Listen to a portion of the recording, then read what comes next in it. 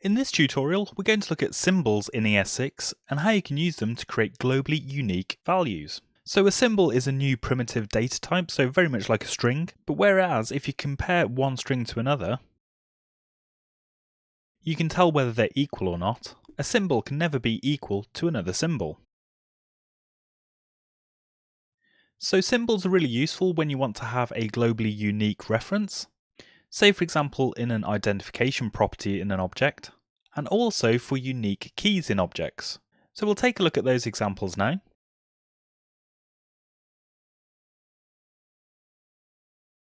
So for this simple user object, we might want to create a unique reference for the ID property. And to create a new symbol, we simply use the symbol function.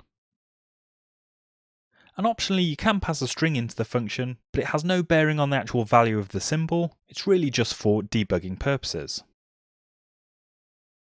So using symbols in this way isn't really correct, as if you define a symbol without saving the reference to it in a variable, you can't do any comparison later on in your code. So as we saw at the start of the video, comparing two symbols together will always result in false, and the string that you pass to the function doesn't alter that in any way, as it's only really for debugging your code. So if you do need to do comparisons with symbols, you need to make sure that first you save the reference to the symbol into a variable.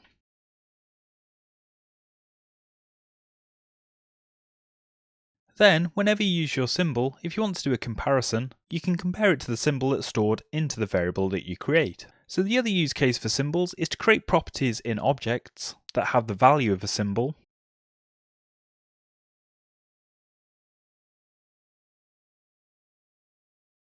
and creating objects with symbols as properties actually hides the property and value from certain parts of JavaScript. As you can see in the output on the right hand side from this for loop, we get the name and ID properties, but the permission symbol is hidden.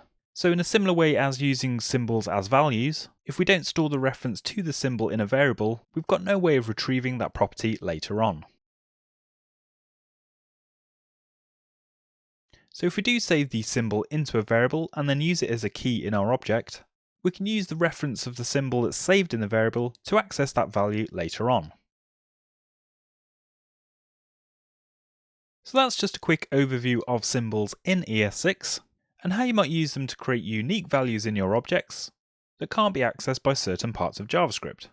It's probably worth saying that you can see from the output from the user object that you can still see the value that's associated with the symbol property. It's not hidden from the user's view, so you should never use symbols as a way of protecting data, like hiding passwords for example, as ultimately the data isn't protected, more so that it's just hidden from certain parts of your code.